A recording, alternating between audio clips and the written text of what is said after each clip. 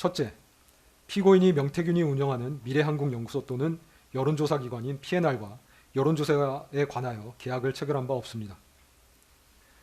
피고인과 미래한국연구소 또는 그 의뢰를 받아 여론조사를 하는 기관인 P&R 사이에 여론조사 관련하여 계약서 등 계약이 체결되었다고 볼 만한 증거가 없습니다.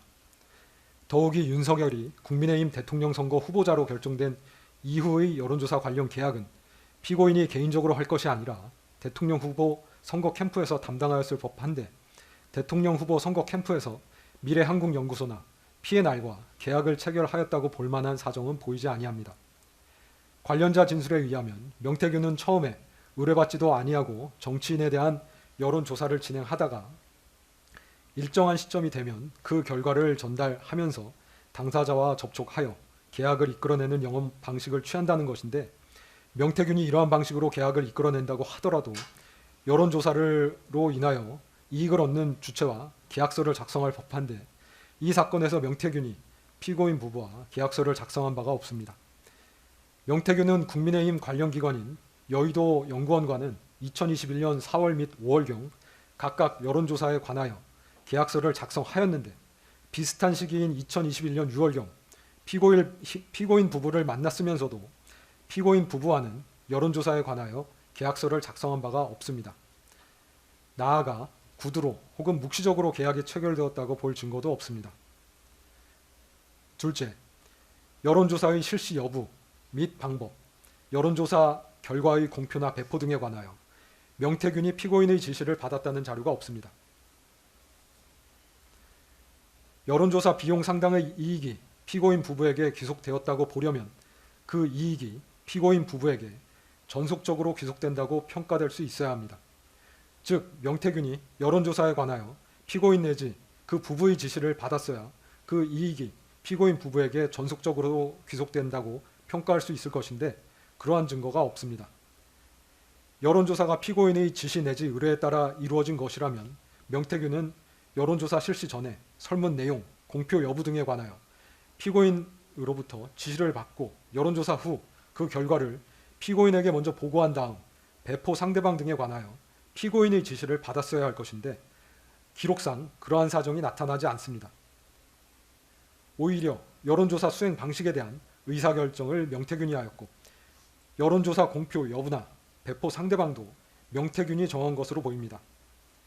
피고인 부부에게만 제공된 여론조사는 3회에 불과하고 나머지는 다른 사람들에게도 함께 제공되었습니다.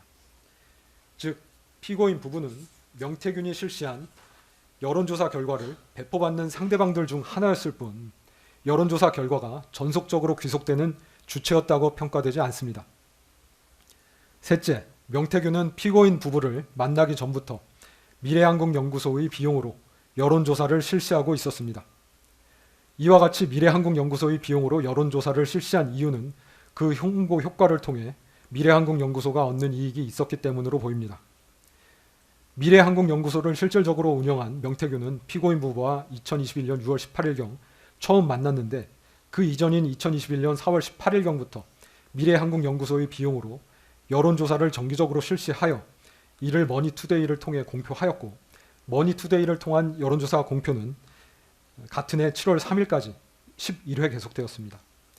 머니투데이는 미래한국연구소와 공동으로 여론조사를 하다가 자체적인 판단에 따라 공동 여론조사를 중단하였고 이에 미래한국연구소는 여론조사를 공표할 언론 매체인 뉴데일리와 다시 계약을 체결하게 되어 2021년 7월 28일부터 같은 해 12월 4일까지 총 17건의 여론조사를 미래한국연구소의 비용으로 실시하여 뉴데일리를 통해 공표하였습니다.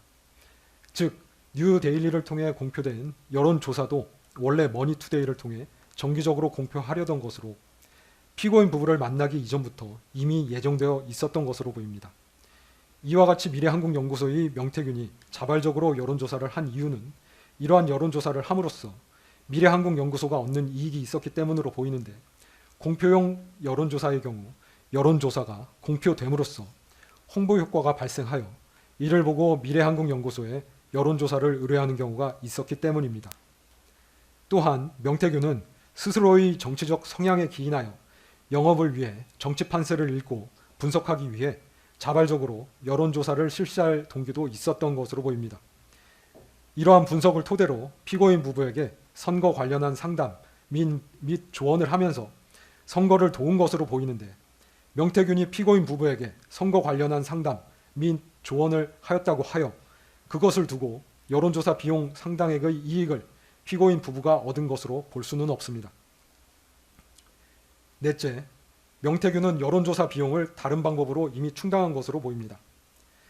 명태균은 김영선의 소개, 대선 여론조사 공표를 통한 홍보 등으로 김종인, 이준석, 피고인 부부 등과 알게 되어 그들과 친분이 있는 듯한 외관을 형성하였습니다.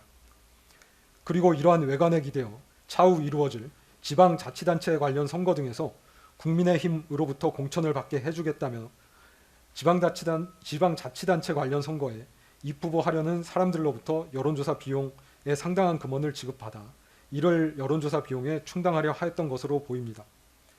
실제 이 사건 여론조사 비용은 지방자치단체 관련 선거에 출마하려는 예비 후보자들로부터 받은 2억 4천만 원가량 및 그 외 여론조사를 의뢰한 사람들로부터 받은 돈으로 이미 충당되었던 것으로 보입니다. 다섯째, 명태균이 피고인에게 2022년 3월경 엑셀 파일로 작성된 비용 집계표를 제시하면서 비용 청구를 하였을 것으로 보이지 않습니다. 2022년 3월경 엑셀 파일에 기재된 비용은 과도하게 계산되어 있습니다.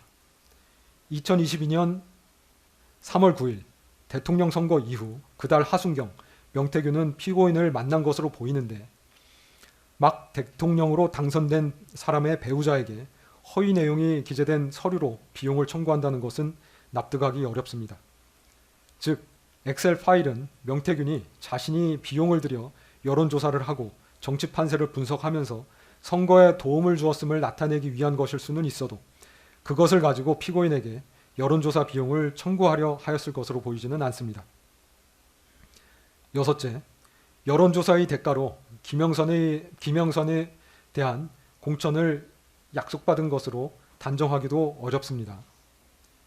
명태균은 강모 씨, 김모 씨 등에게 2022년 5월 2일경 공천은 김건희 여사의 선물이라고 이야기하였습니다. 즉, 명태균은 2021년 3월 말경 피고인으로부터 여론조사 비용을 받는 대신 김영선에 대한 공천을 약속받았다는 취지로 강모 씨, 김모 씨 등에게 이야기한 것으로 보입니다. 그런데 만약 피고인이 2021년 3월 하순경 명태균을 만나 여론조사의 대가로 김영선에 대한 공천을 확언하였다면, 명태균이 2021년 4월 2일경부터 5월 9일경까지 이준석, 윤상현, 피고인 부부, 한모 씨 등 여러 사람들에게 지속적으로 연락하면서 김영선을 공천해 줄 것을 부탁하지는 아니하였을 것입니다. 특히 피고인에게 거듭하여 공천을 부탁하지는 아니하였을 것입니다. 실제 김영선에 대한 공천은 국민의힘 공천심사위원회에서 위원들 사이의 토론을 거쳐 투표에 의하여 결정된 것으로 보입니다. 이상의 이유로 이 부분 정치자금법 위반 공소사실은 범죄 증명이 없습니다.